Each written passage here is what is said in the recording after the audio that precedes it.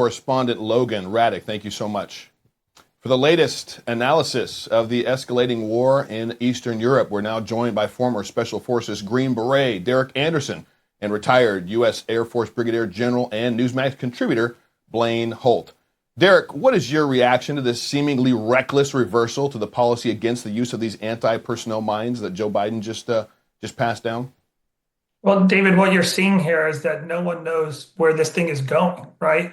We've seen the Biden-Harris administration really not have a plan or a strategy for this entire what is going on in Ukraine. In fact, what we're seeing right now is that North Korea is sending troops in support of Russia and Ukraine.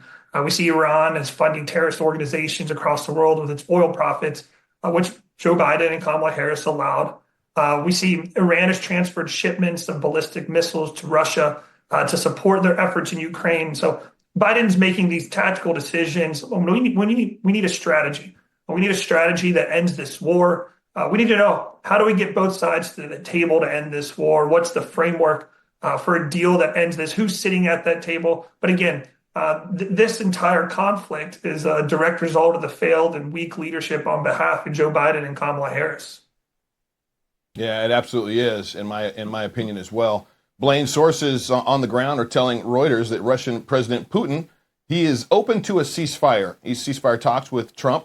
Putin also issued a warning yesterday to who he calls Western ruling elites, telling them to think very carefully about what happens next. What do you think happens next? Well, I don't think he's bluffing, and I don't think that an outgoing administration would be taking responsible steps in reversing previous policies and poking the bear to see if he's bluffing. They just rained down a brand new Oreshkin RS-26 intermediate range ballistic missile down just to show them what they can do with their hypersonics program now. We know that data cables were cut right after that, and British Airways had a heck of a time with their schedule the other day. Those are all markers of fifth generation warfare. So we shouldn't, if this is what President Biden told President Trump he'd give him, a smooth transition, what would a rough one look like?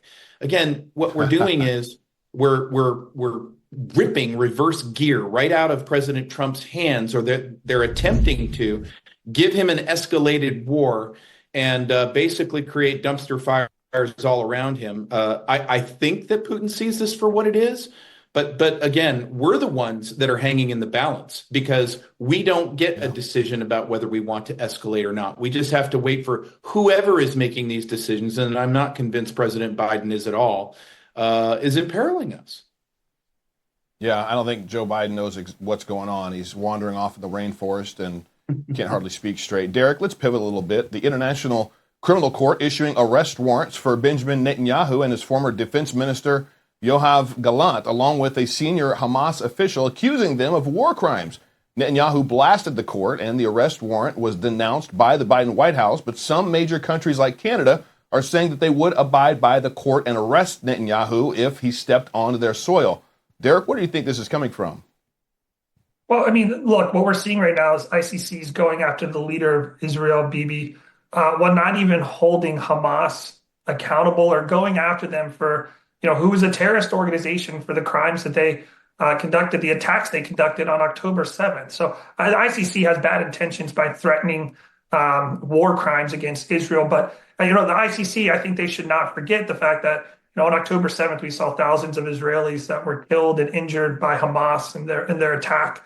We've seen hundreds of hostages being taken. In fact, we still have about 100 hostages still being held by Hamas, some of which are Americans. We see Iran firing hundreds of missiles into Israel, what seems like almost every other month.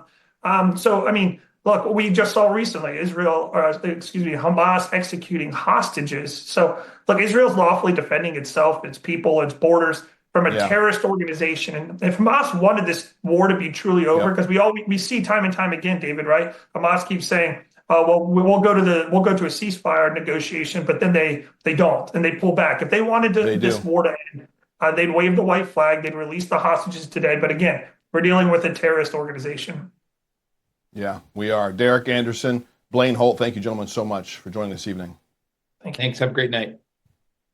You too. Well, an MSNBC host says that